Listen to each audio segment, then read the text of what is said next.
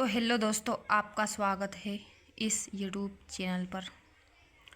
दोस्तों, आज हम सामाजिक विज्ञान का क्लास 6 का चैप्टर 2 पढ़ने वाले हैं। इससे पहले हमने 3 पार्ट में क्लास के वीडियो डाल दिए हैं। यदि आपने नहीं देखे हैं तो आप उन वीडियो को देख सकते हैं। आज हम पढ़ेंगे अध्याय 2, आखेट खाद्य संग्रह से भोजन उत्पादन तक। तुषार की रेल यात्रा। तुषार अपने एक रिश्तेदार की शादी में दिल्ली से चेन्नई जा रहा था। रेल में उसे खिड़की वाली सीट मिल गई, जहां से वह बाहर का नज़ारा देखने में मग्न हो गया। तेज दौड़ती गाड़ी से उसने देखा कि पेड़ पौधे, घर, खेत खलिहान बड़ी तेज़ी से पीछे की ओर छूटते चले जा रहे थे। तभी उसके चाचा ने उसके कंधे पर हाथ रख कर कहा, पता है, लोगों ने मात्र 150 साल पहले रेल से यात्रा करनी शुरू की थी। बस तो इसके कुछ दशक बाद आई। तुषार सोचने लगा कि जब लोगों के पास आने जाने के लिए तेज़ रफ्तार सवारियां नहीं थी तो क्या वे यात्रा नहीं करते थे? क्या वे अपनी सारी जिंदगी एक ही जगह पर बिता दिया करते थे? नहीं, ऐसी बात नहीं थी।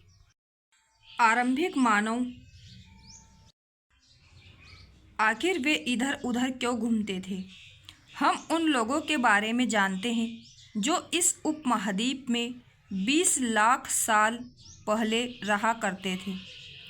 आज हम उन्हें आखेटक खाद्य संग्राहक के नाम से जानते हैं। भोजन का इंतज़ाम करने की विधि के आधार पर उन्हें इस नाम से पुकारा जाता है। आमतौर पर खाने के लिए वे जंगली जानवरों का शिकार करते थे, मछलियाँ और चिड़िया पकड़ते थे, फल फूल, दाने, पौधे, पत्तियाँ, अंडे इकट्ठा किया करते थे। आखेटक खाद्य संग्राहक समुदाय के लोग एक जगह से दूसरी जगह पर घूमते रहते थे। ऐसा करने के कई कारण थे। आखेटक खाद्य संग्राहक समुदाय के लोग एक जगह से दूसरी जगह पर घूमते रहते थे। ऐसा करने के कई कारण थे। पहला कारण क्या था कि यह कि अगर वे एक ही जगह पर ज़्यादा दिनों तक रहते तो आसपास के पौधों, फलों और जानवरों को खाकर समाप्त कर देते थे। इसलिए और भोजन की तलाश में इन्हें दूसरी जगहों पर जाना पड़ता था।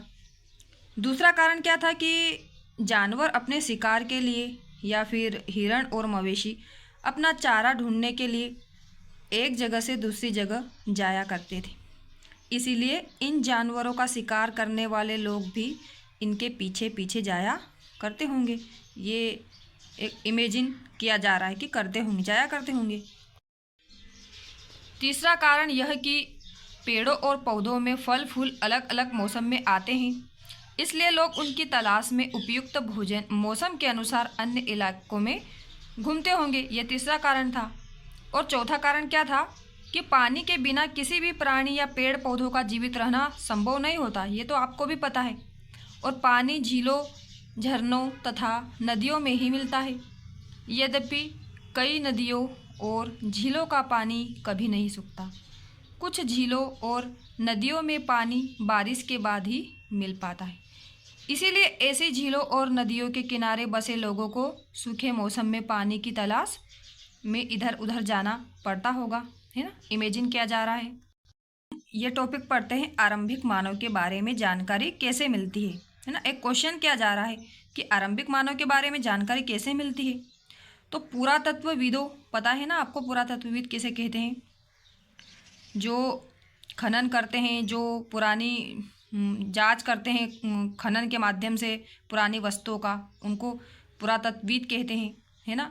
आर्कियोलॉजिस्ट को कुछ ऐसी वस्तुएं मिली है जिनका निर्माण और उपयोग आखेटक खाद्य संग्राहक किया करते थे। यह संभव है कि लोगों ने अपने काम के लिए पत्थरों, लकड़ियों और हड्डियों के औजार बनाए हों। इनमें से पत्थरों के औजार आज भी बचे हैं, आपने देखे भी होंगे, है ना। इनमें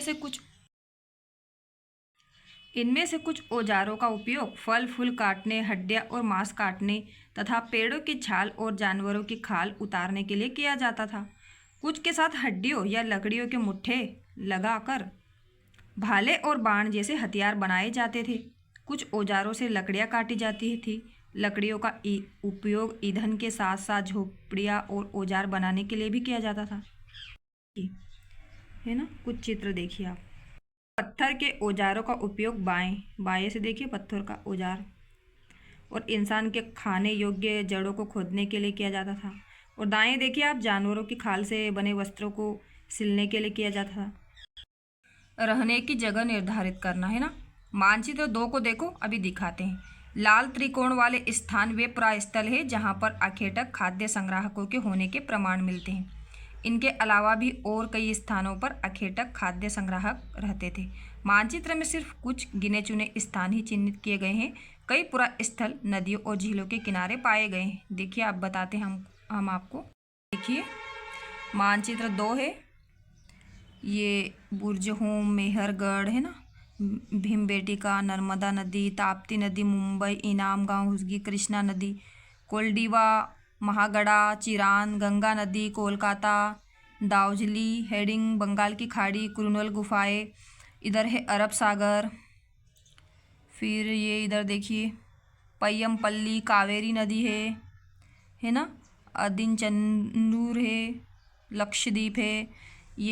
ये संकेत क्या बता रहे, पूरा पाषाणिक पूरा स्थल, नवपाषाणिक पूरा स्थल, महापाषाणिक पूरा स्थल, आरंभिक गांव, आधुनिक नगर, बंगाल की खाड़ी। ये देखिए इधर ये नक्शा है ना, मैप अच्छे से याद कर लीजिए, बहुत काम आएगा।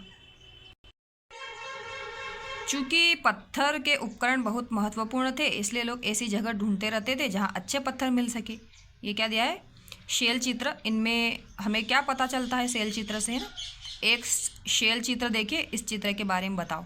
जिन गुफाओं में लोग रहते थे उनमें से कुछ की दीवारों पर चित्र मिले हैं, है ना। क्या होता है, जिन गुफा में लोग रहते थे तो उनमें से कुछ दीवारों पर चित्र वही बनाते होंगे।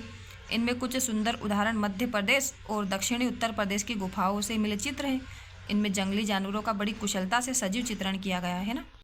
भीमबेटका आधुनिक मध्य प्रदेश, है ना, पहले मध्य प्रदेश को भीमबेटका ही कहा जाता होगा।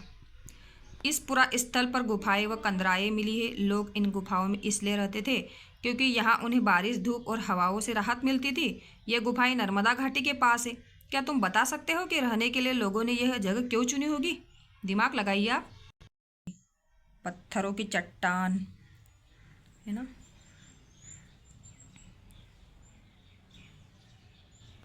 एक टॉपिक देख लेते हैं फिर कल के वीडियो में।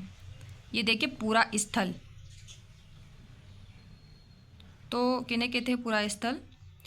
उस स्थान को कहते हैं जहां औजार, बर्तन और इमारतों जैसी वस्तुओं के अवशेष मिले हैं। ऐसी वस्तुओं का निर्माण लोगों ने अपने काम के लिए किया था और बाद में उन्हें वहीं छोड़ दिए गए। ये ज़मीन के ऊपर, अंदर, कभी कभी समुद्र और नदी के तल में भी पाए जाते हैं। इन पुरास्थलों के बारे में आपको अगले अध्याय में बताया जाएगा। तो फिर कल पढ़ेंगे, कल के वीडियो में, कल की क्लास में, आग की खोज। ये इतना है चैप्टर 2। दोस्तों यदि आपको हमारा वीडियो पसंद आया, ये क्लास अच्छी लगी हो तो लाइक करें और सभी के साथ शेयर करें और चैनल को सब्सक्राइब कर लीजिए ताकि आने वाले क्लास का नोटिफिकेशन आपको जाए और आपको वीडियो प्राप्त हो जाए। देखने के लिए आपका वीडियो बहुत बहुत धन्यवाद।